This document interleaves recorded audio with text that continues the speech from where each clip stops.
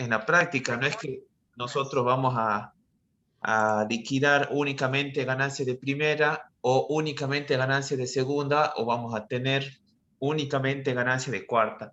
Lo más común o lo más frecuente es que tengamos una combinación de distintas fuentes de ganancia o distintos tipos de ganancias y lo más probable es que también tengamos que liquidar impuestos a los bienes personales, porque lo más probable también es que supere el monto que actualmente ustedes han visto, que está en 2 millones de pesos, el mínimo no imponible. Comparto yo acá la consigna o el enunciado y la solución, y les voy a mostrar cuál es la estructura del archivo para que lo tengamos en cuenta antes de comenzar. Ustedes van a tener las pestañas acá abajo. La primera pestaña va a ser el planteo, que es lo que vamos a ir teniendo en la mano, lo que tenemos impreso y vamos a ir tildando. Y después tenemos un esquema de solución en el siguiente orden. Primero, o lo que hoy queremos llegar a terminar, es primera, segunda y cuarta categoría. Primera categoría tenemos, bueno, el punto al que se refiere, cálculos auxiliares, ganancias de primera, si es de fuente argentina, deducción de fuente argentina, si es de fuente extranjera y su correspondiente deducción. Tenemos lo que tenemos o lo que deberíamos tener en toda planilla, que es la columna de justificaciones, ganancias exentas no grabadas, uso y no justificaciones, deducciones generales, retenciones sufridas, etc. Pero a la vez tenemos que ir haciendo, cuando nos toque los puntos, las evaluaciones de los correspondientes bienes para impuestos a las ganancias. ¿Por qué? Porque se trata de una persona física y el decreto reglamentario nos obliga a presentar una situación patrimonial al inicio del cierre, determinar el consumo por diferencia, como lo hemos hecho en los trabajos prácticos. Entonces, para eso necesitamos evaluar los bienes y las deudas de acuerdo a la RG 2527 y necesitamos las columnas al inicio del ejercicio y al cierre. Como ustedes van a ver, vamos a trabajar el caso, pero distinto a lo que venimos haciendo en clases, porque todo lo que vimos en clases es circunscripto o limitado al año 2021 o situado en el año 2021. Y van a ver que este trabajo o este práctico está situado en el año 2020. Entonces va a ser aplicable la normativa del año 2020, la escala del 2020, la deducción y los límites del 2020. Así que cuidado cuando veamos los datos. Por eso tenemos al inicio, fecha de inicio del ejercicio es 1 de enero, y patrimonio entonces es coincidente con el 31 de diciembre de 2019. Acuérdense con esta cuestión que cuando se trata de ganancias nos tiene que coincidir exactamente el patrimonio de inicio con el patrimonio de cierre del ejercicio anterior. Tenemos una referencia, una columna para normativa aplicable y esto no estoy viéndolo, y cálculos u otras indicaciones. No, perdón, esto es, ya pasamos a impuestos a los bienes personales. ¿Por qué? Porque a medida que vayamos encontrando los bienes y les vamos dando la evaluación para impuestos a las ganancias, les vamos a ir dando la evaluación para bienes personales, ya que lo tenemos en la mente. Pero como las evaluaciones son distintas y los métodos de cálculo de algunas cuestiones son diferentes, vamos a tener la correspondiente columna de cálculo de la evaluación para bienes personales y la separación entre bienes exentos o no computables, bienes que no producen ganancias grabadas en el país y bienes que producen ganancias grabadas en el país. ¿Para qué esto? Perdón, y me falta una, que bienes que producen ganancias grabadas en el exterior. ¿Para qué esta distinción? Porque una de las deducciones que admite la ley es las contribuciones, los impuestos que recaigan sobre bienes que producen ganancias. Entonces, el impuesto a los bienes personales es un impuesto al patrimonio de la persona. Y dentro de ese patrimonio, esta persona humana tiene bienes que están afectados a la producción de ganancias. Entonces, para calcular la proporción que corresponde afectar de este impuesto determinado a las distintas, al resultado, digamos, o la ganancia, como una deducción posible o como un gasto deducible posible, es que tenemos que tener desde los papeles de trabajo ya distinguido los bienes que nos van a producir la ganancia para después poder sacar esa proporción de manera práctica. Ganancia de segunda tenemos otro tanto. Vamos a tener la referencia al detalle, cálculos auxiliares. Hasta acá lo mismo. Pero vamos a tener una distinción entre lo que es el impuesto cedular y el impuesto global, que va a tributar por alícuota progresiva o alícuota proporcional al 15%. Aquí tenemos la referencia 94, tercer párrafo, o si estamos hablando de impuesto cedular, dependiendo el tipo de ganancia que sea, puede tributar entre el 5 o 15%, 7% o 15% artículo 99 y 98. Y acá tenemos una distinción, digamos, si aplica o no la deducción del artículo 100 del impuesto a las ganancias. Entonces, este gráfico o esta escala también nos sirve, ¿por qué? Porque como tributan escalas o alícuotas distintas, lo tenemos que tener diferenciado a cada ganancia para después poder aplicar correctamente el impuesto.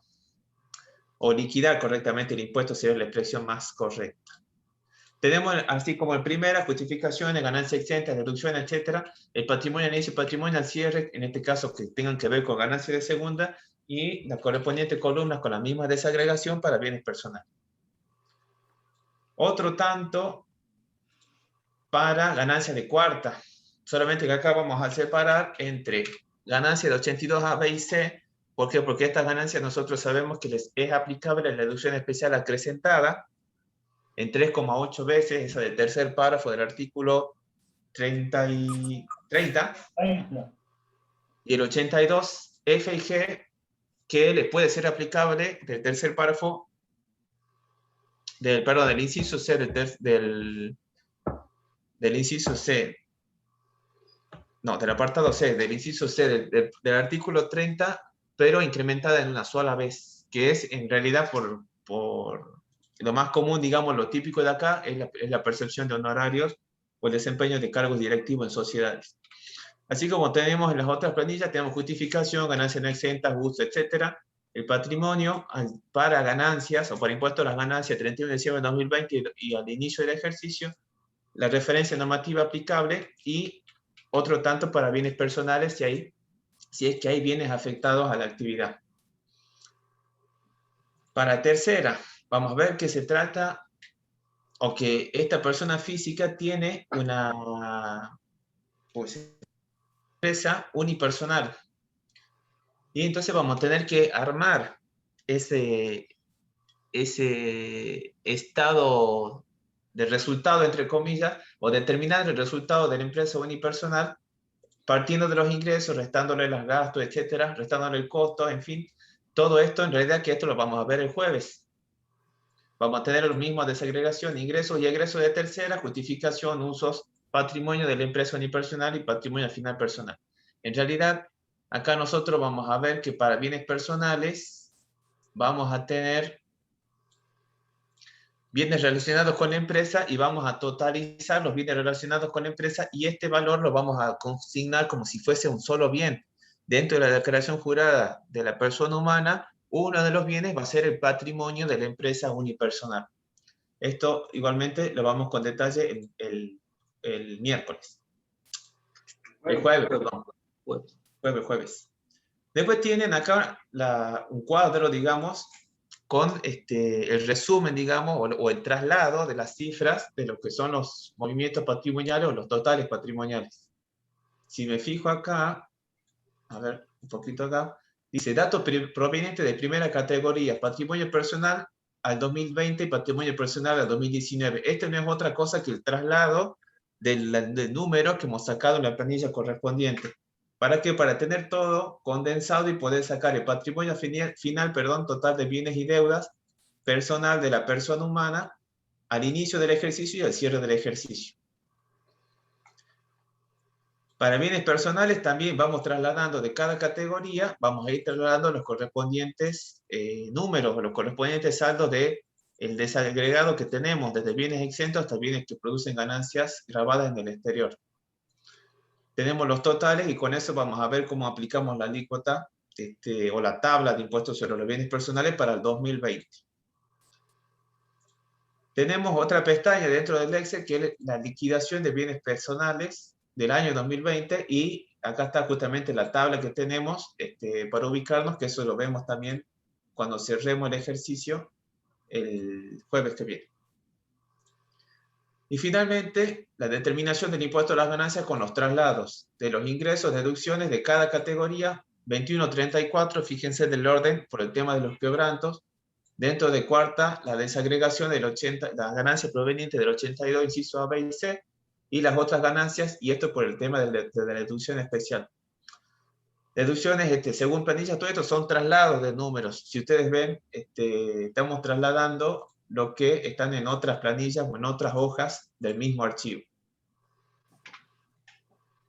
Bien.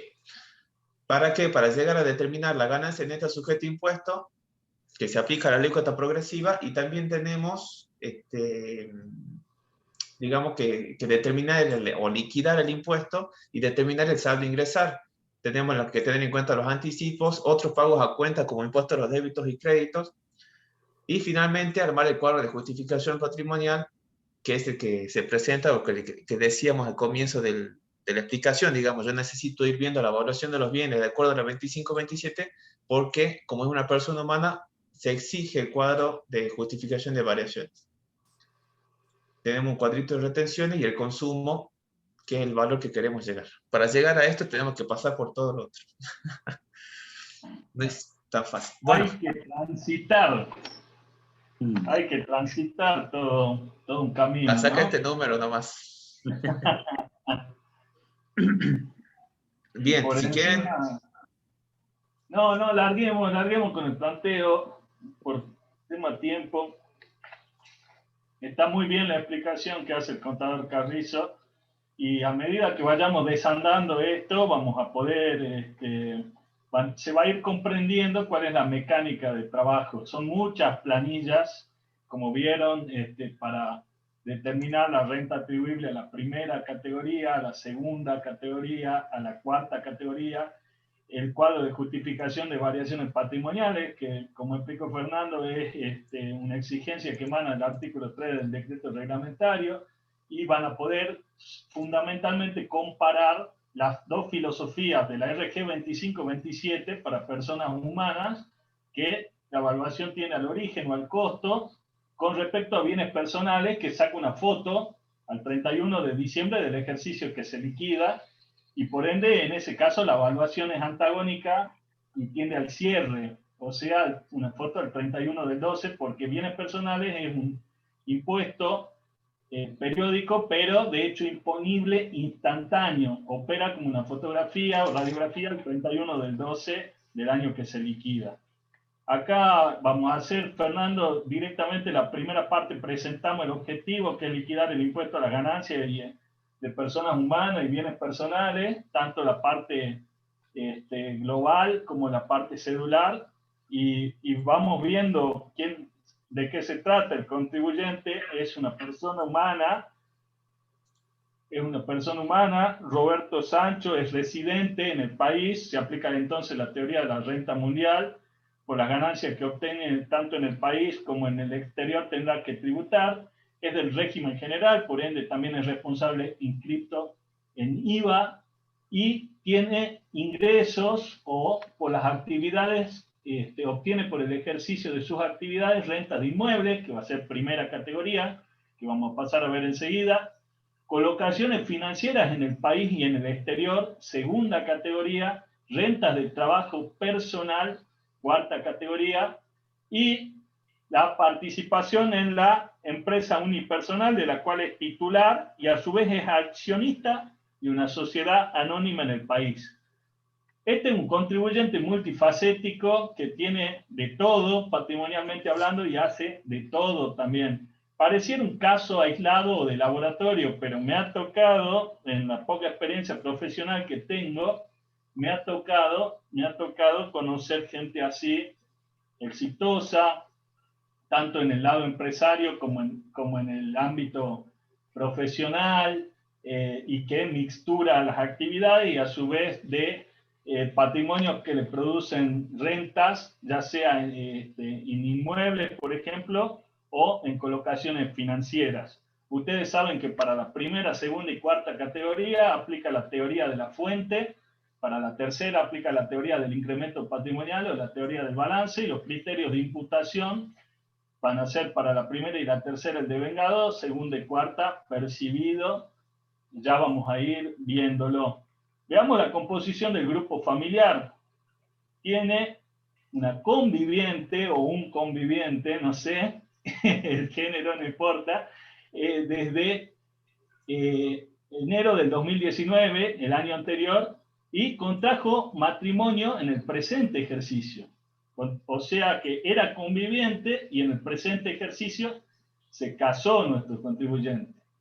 Contrajo matrimonio, y él sí. Durante el año obtuvo la conviviente o ahora esposa o esposo, obtuvo ingresos netos anuales de 140.000. Y ese dato es muy relevante. ¿Por qué? Porque a los fines de analizar si es carga de familia o no es carga de familia, tienen que darse una serie de requisitos que son concurrentes. Y si obtuvo, o sea, la carga tiene que ser residente en el país, tiene que tener ingresos netos menores al mínimo no imponible, ustedes lo han visto a los requisitos del 30 inciso B, y tiene que estar económicamente a cargo del contribuyente y cumplir el grado de parentesco. En el año 2020 el cónyuge no era carga, con lo cual, ¿por qué? Porque no cumplía con ese grado de parentesco. Luego vino la reforma, que ustedes saben ahora, el conviviente con la unión convivencial asentada en el registro se asimila a matrimonio, se ayornó en buena hora la ley, pero tiene ingresos netos, en este caso van a ser mayores al mínimo no imponible del año 2020, por lo tanto no va a ser carga. Si lo fuera, se operaría la carga proporcional porque se casó en febrero, entonces carga de febrero a diciembre. Si fuera, pero no, en este caso no va a ser carga. A su vez tiene un hijo nacido en el ejercicio anterior, el 18 de julio del 2019, sin ingresos. En el caso de hijo cumple el requisito etario, o sea, la edad es menor de 18 años, y por lo tanto el hijo entonces sí es carga, y ya con respecto a la ganancia no imponible o mínimo no imponible del artículo 30 inciso A, van a ver que el mismo no se proporciona, supuestamente para el gasto, para afrontar el gasto para vivir o para mantenerse. Ese es el fundamento de esa deducción, que por cierto es un monto muy bajo, pero va a ser perfectamente computable. Entonces, vamos a la solución, Fernando, por favor, y marquemos directamente el mínimo no imponible del 2020 y también, las cargas de familia con el análisis que acabamos de hacer. Perfecto, perfecto. Cuesta ubicarse, son muchas planillas, tengan paciencia. La esposa no es carga porque tiene ahora un ingreso, decía nuestro planteo, de 140.000, si no me equivoco. Sí. Sí, 140.000 es mayor al mínimo no imponible, por eso no reviste el carácter de carga de familia. Y el hijo sí es carga con los importes del artículo 30, inciso B, pero aplicable al 2020. Entonces, ahí lo marcamos también en computable. Ya podemos totalizar tanto el mínimo no imponible y cargas de familia, y dejamos en suspenso la deducción especial acrecentada, va a ser de cuarta categoría en este caso. La dejamos en suspenso. Cuando veamos la cuarta categoría la analizamos.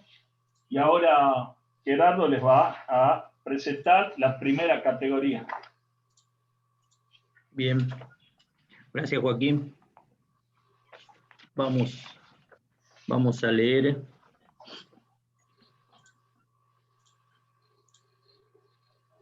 Bien, recordando que la primera categoría tiene el criterio de imputación el devengado, y como bien dijo Joaquín, pertenece a la teoría de la fuente, que está en el artículo 2, inciso A, y también en el artículo, en la renta de primera categoría, en el artículo 44 de la ley, ¿sí?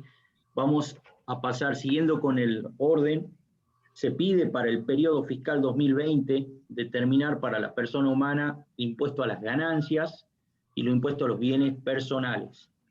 Considerar que no ingresó pago a cuenta por tenencia de bienes en el exterior, ni optó por repatriar los bienes.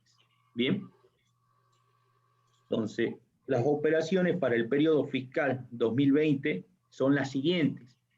Tenemos ingreso y gasto de la primera categoría. Tenemos un inmueble urbano adquirido en el 17 de enero del 2017 en 2.400.000, más gasto de escrituración por 50.000 pesos. Al momento de la compra se tomó un préstamo hipotecario, pagándose durante 2020 intereses por 90.000 pesos. Saldo capital al 31 del 12 del 2020, 700.000 pesos, que esto no va a servir para el estado de situación patrimonial de la persona. Porcentaje edificado según avalúo fiscal vigente al momento de la adquisición, 75%. Esto nos va a servir para el cálculo de las amortizaciones, el impuesto a los bienes personales. Bien, recordemos que el préstamo hipotecario que adquirió, como el bien inmueble está destinado para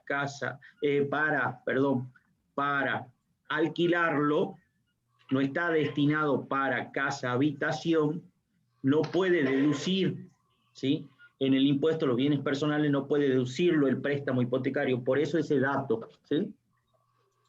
Por eso ese dato. Vamos a la solución, contador. Tenemos entonces el punto 1.1, inmueble urbano, tenemos el valor de adquisición, el 17 de enero del 2017, el valor de adquisición impositivo de 2.400.000 más los 50.000 pesos de gastos de escrituración. Y si recordamos la resolución 2527 del año 1985, esa resolución es la que nos da la evaluación del inmueble adquirido. Tenemos el patrimonio al 31 del 12 del 2019, 2.450.000, y al 31 del 12 del 2020 por igual monto. Por el artículo 2 de la RG 2527, ¿sí?, que nos da la evaluación de los inmuebles, así como todos los otros bienes que tenga la persona o empresa. Yendo hacia la derecha, eso es respecto a la liquidación del impuesto a las ganancias. Respecto a los bienes, sobre los bienes personales, tenemos un valor de adquisición del inmueble de 2.450.000 pesos. ¿Sí? Donde vamos a calcular el valor residual de este inmueble, ¿sí?, el valor residual, restándole las amortizaciones correspondientes. Como lo hemos adquirido en 2017, tenemos 16 trimestres que han pasado hasta el 31 de diciembre del 2020, ¿sí?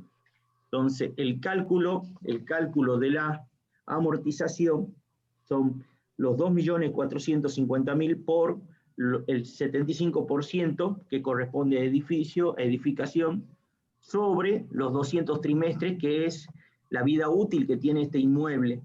Por los 16 trimestres transcurridos, nos da una amortización de 147.000 pesos. El valor residual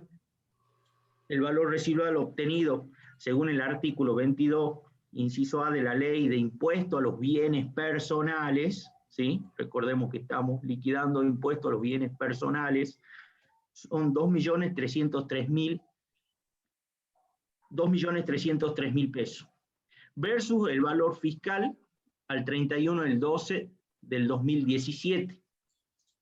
¿Por qué tomamos eso? En el planteo, si vemos en el punto 1, al final, tenemos valor fiscal al 31 del 12 del 2017, según boleta de impuesto inmobiliario, 650.000 pesos. Tenemos valor fiscal al 31 del 12 del 2020, según boleta de impuesto inmobiliario, 2.500.000 pesos. Y tenemos el valor de plaza del inmueble al 31 del 12 del 2020 por 5 millones de pesos. En el impuesto a los bienes personales, vamos a la solución. En el impuesto a los bienes personales, ¿sí?, el valor fiscal que vamos a tomar son los 650.000 pesos, que por los 650.000 pesos, que por la ley 27480 se aplica a partir del periodo fiscal 2018. O sea que tomamos el valor del 2017, que en ese caso era 650.000 pesos, y lo actualizamos por el coeficiente de actualización. Es lo que nos dice el artículo 5 de la ley 27480, y obtenemos el valor fiscal a comparar, obtenemos el segundo valor, que si vemos de los dos entre A y B, tomamos el mayor, en este caso son los 2.303.000 pesos, el valor del inmueble que corresponde a bienes producidos, ganancias grabadas en el país, bienes que producen ganancias grabadas en el país, ¿sí? El valor fiscal al 31 del 12 del 2020 no lo tomamos, si bien no viene dado en el planteo, no lo tomamos, porque por la ley 27480 nos dice que apliquemos, que actualicemos el que teníamos allá por el 2017, ¿sí? Entonces, ¿qué nos dice el artículo 17 del decreto reglamentario del impuesto a los bienes personales? Solo se va a aplicar cuando el valor determinado sea mayor al valor en plaza. O sea, vamos a tomar el valor en plaza cuando este sea menor. Si, por ejemplo, no tuviéramos 5 millones de pesos, tuviéramos 2 millones de pesos, el valor en plaza, podríamos tomar ese valor, ¿sí? Podríamos tomar ese valor. Bueno. El saldo del préstamo hipotecario no se deduce. ¿Por qué? Porque hemos dicho que el inmueble adquirido es un inmueble urbano que está destinado a alquilarlo. Va a generar rentas de primera categoría para el señor Roberto Sancho. Bien, vamos al planteo. Vamos al planteo y vemos que tenemos el contrato de locación de junio 2019 a mayo 2021, que está destinado a casa habitación del inquilino, habiéndose pactado un alquiler mensual de 35.000 pesos por mes adelantados con vencimiento el 10 de cada mes. Recordemos que primera categoría es por el devengado, ¿sí? Recordemos que el criterio de imputación es el devengado. Sí, en consecuencia de la pandemia, acordó con su inquilino de manera verbal reducir el alquiler de los meses de abril, mayo y junio a 20.000 pesos. O sea que no le va a cobrar 35.000, le va a cobrar 20.000 pesos por esos meses, ¿sí? Que fueron abonados el 15 de julio del 2020, habiendo convenido rescindir el contrato de alquiler a partir del 1 de agosto del 2020. El alquiler del mes de julio del 2020 fue compensado con el depósito en garantía, que había sido entregado al momento de suscribir el contrato de alquiler. En la declaración jurada 2019 se omitió incorporar esta deuda por 35.000 pesos. Bien. Tiene gasto de publicidad ofreciendo el inmueble en alquiler abonados en septiembre del 2020 por 1.700 pesos. No pudo volver a alquilarlo durante 2020. Bien. Gastos de mantenimiento. Optó por deducir los mismos sobre base presunta desde el 2016. Devengados y abonados en el ejercicio 50.000 pesos para dejar en el inmueble en condiciones de alquilar con documentación que cumple con las normas de facturación de AFIP. Esto para el periodo 2020. ¿Sí? Vamos a la solución. Vamos a la solución. Bueno, los alquileres devengados de enero a marzo, ya vamos a volver sobre los intereses hipotecarios pagados sobre el inmueble, y eso lo vamos a saber cuando veamos segunda categoría, porque hay una compensación de intereses entre intereses activos y pasivos. Si te vas a la segunda hoja de segunda categoría, vamos a ver el cuadrito al final, comparación. Entonces vemos que tenemos el punto 1.1, intereses hipotecarios pagados, más abajo, contador, intereses hipotecarios pagados, ¿sí?, por el inmueble para locación por 90.000 pesos. Bien, volvemos a la... ¿Sí?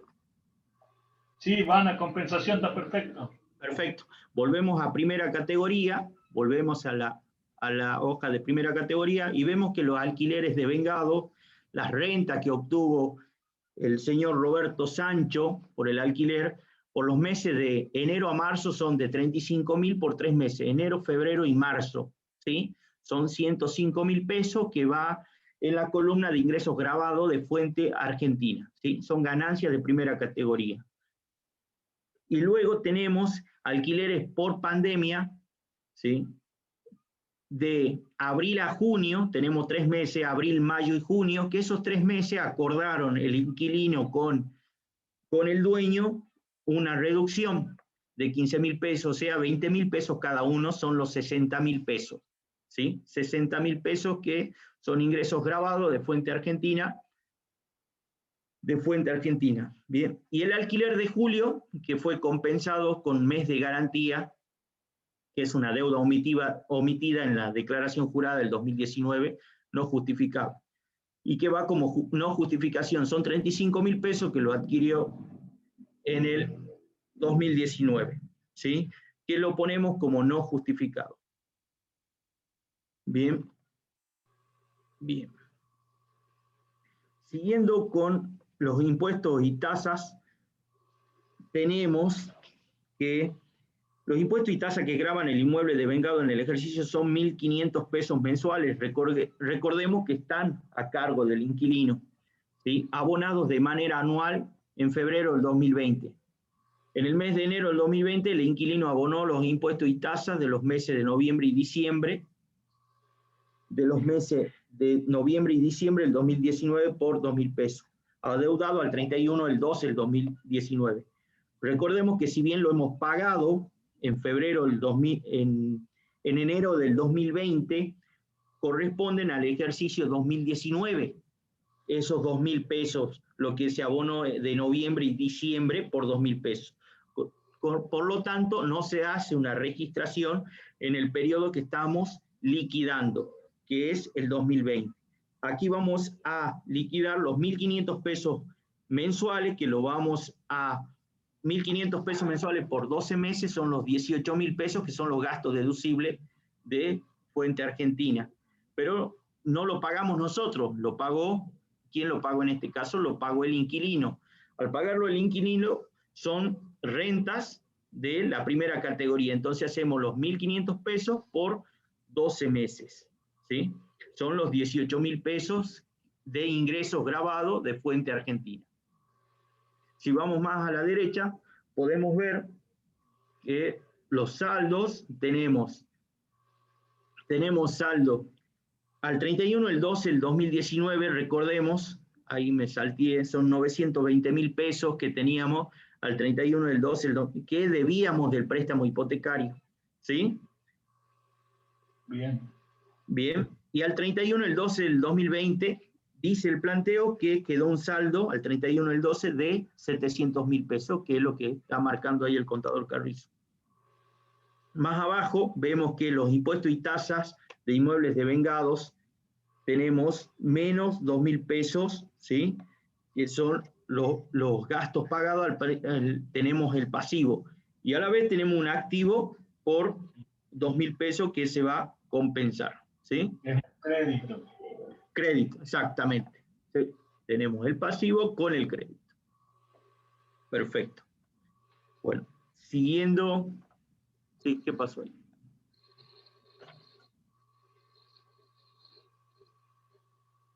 Tenemos los gastos de publicidad para la ocasión de 1.700 pesos, que eso se lo pagó, que bueno, se hace publicidad para que, recordemos que el inquilino se fue el 1 de agosto, ya no estaba, por lo tanto, nosotros queremos seguir alquilándolo y hacemos gastos de publicidad para realizar la locación, son 1.700 pesos. Luego tenemos la amortización del inmueble que he adquirido en enero del 2017, son los 2.450.000 por 75%, sobre los 200 trimestres por 4 que corresponden al año, por el índice de actualización, que no es del artículo 93 de la ley, sino que es el índice de actualización, lo hemos adquirido al inmueble antes del 1 de enero del 2018, antes del 31 de diciembre del 2017. Por lo tanto, la amortización, que son 36.750 pesos, es un gasto deducible de fuente argentina de primera categoría. ¿Sí? Luego, y tenemos justificado los 36.750 pesos. En gastos de mantenimientos presuntos deducibles, recordemos en el planteo que dice, gasto de mantenimiento optó por deducir los mismos sobre base presunta desde el 2016. Devengados y abonados, eso es lo que optó. Él tiene una opción, o deducirlo con comprobantes, ¿sí? O deducirlo mediante base presunta, donde se aplica el 5% de todos los ingresos que ha generado ese inmueble en forma anual. Bien, entonces, en este caso, como él optó por deducirlo sobre base presunta, ¿sí? Eso se aplica, se lo tiene que mantener por 5 años. Recordemos que se lo tiene que mantener por 5 años, y eso lo dice el artículo 89, inciso B, que se lo voy a leer para recordárselo. Deducciones especiales de la primera categoría, artículo 89. Deducciones de los gastos presuntos que resulten de aplicar. Vamos a leerlo. El artículo 89. De los beneficios incluidos en la primera categoría, se podrán deducir también los gastos de mantenimiento del inmueble. A este fin, los contribuyentes deberán optar para los inmuebles urbanos, que es el caso, por algunos de los siguientes procedimientos. Tenemos el inciso A, deducción de gastos reales a base de comprobantes, o el inciso B, que es deducción de los gastos presuntos que resulten de aplicar el coeficiente del 5% sobre la renta bruta del inmueble, porcentaje que involucra los gastos de mantenimiento por todo concepto, reparaciones, gastos de administración, primas de seguro, etcétera, etcétera. Adoptado, y este es el párrafo que es importante, adoptado un procedimiento, el mismo deberá aplicarse a todos los inmuebles que posea el contribuyente y no podrá ser variado por el término de 5 años, contado desde el periodo inclusive en que se hubiera hecho la opción. Nosotros estamos liquidando el periodo 2020, entonces si la opción la hice en el periodo 2016, como dice el planteo, inclusive 2016, 2017, 2018, 2019 y 2020. Ya para el 2021 puedo seguir con la opción o cambiar la opción a base de comprobante. ¿Bien? Entonces, tenemos gastos de mantenimientos presuntos deducibles, tenemos los 105.000 de los alquileres de vengado, tenemos los ingresos 60.000 de los alquileres con pandemia, los 35.000 del depósito en garantía que nos dejó el inquilino, los 18.000 por los ingresos por los gastos, los impuestos y tasas que pagó el inquilino por cuenta de él, ¿sí? Entonces los gastos presuntos son 10.900 pesos. Comparamos con los gastos reales y que tienen comprobante, si bien tienen comprobante, tomamos los gastos presuntos, que son los 10.900, los gastos reales abonados son 50.000, entonces gastos presuntos es menor a gastos reales, deducimos gastos presuntos, ¿bien? Entonces los 50.000 menos los 10.900, ¿sí? Sería no justificado, ¿sí? Sería los 39.100 uso. Sería uso y no usos, exactamente, Joaquín. Pasa que están juntos, ¿sí? Sí, uso y no justificado, tienen la misma, sí, perfecto. Entonces,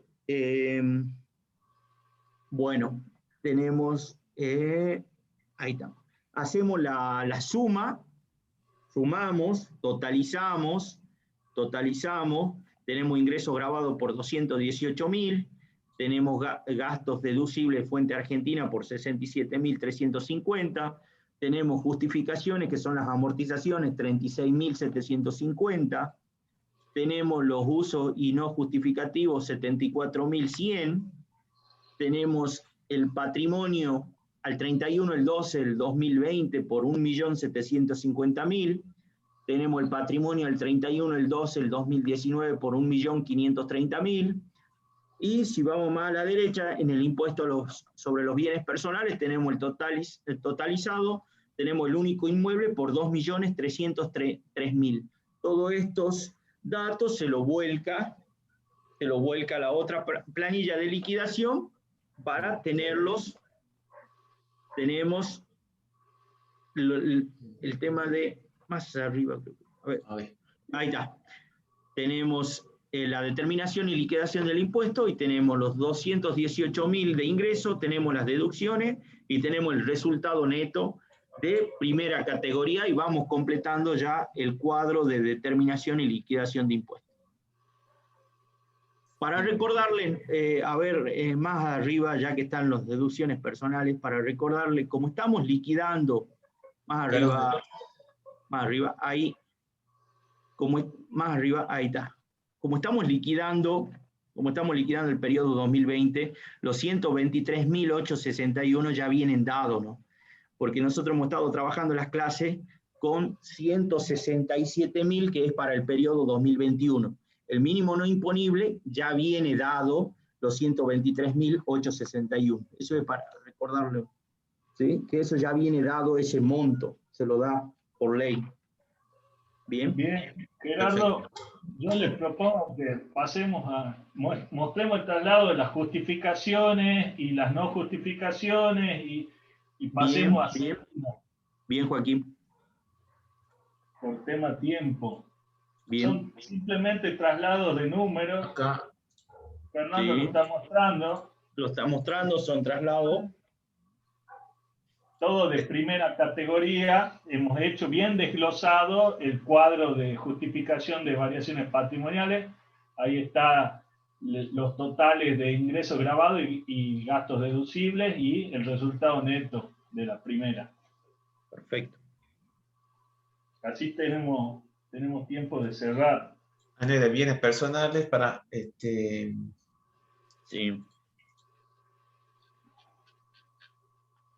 En bienes personales tenemos la evaluación nomás del inmueble.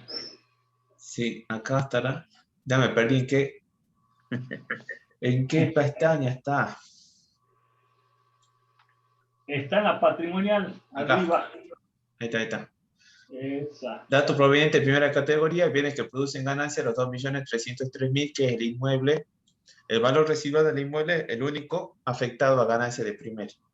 Perfecto. Y para ganancias tenemos los mismos datos que ya quitó Gerardo en la otra planilla, los tenemos acá ya para sombrearlos. Evaluación para ganancias, evaluación para bienes personales. Perfecto.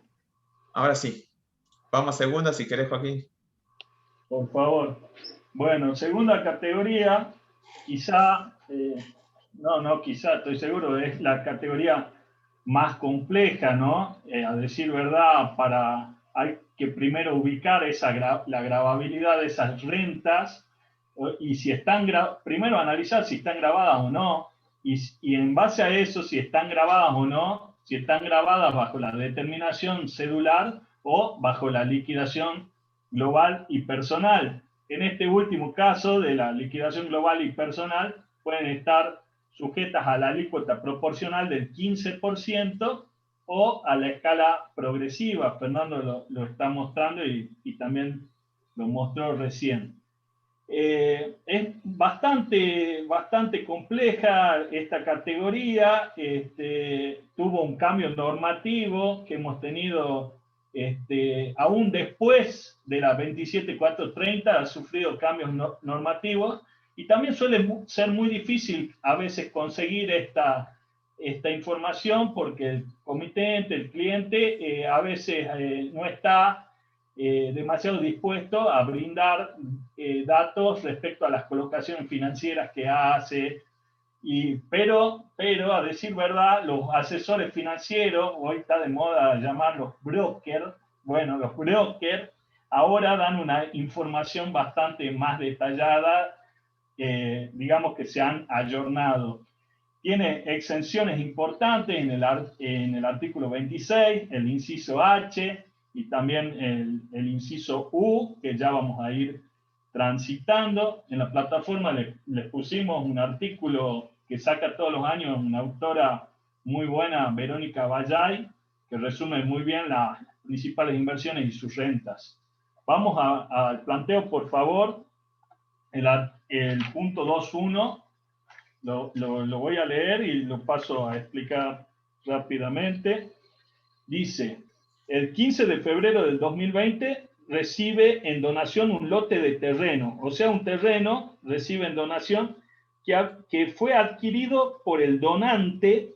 Él es donatario, nuestro Roberto Sancho es donatario, recibe de un donante el 20 del 10 del 2018 un terreno que había sido adquirido en 1 millón de pesos.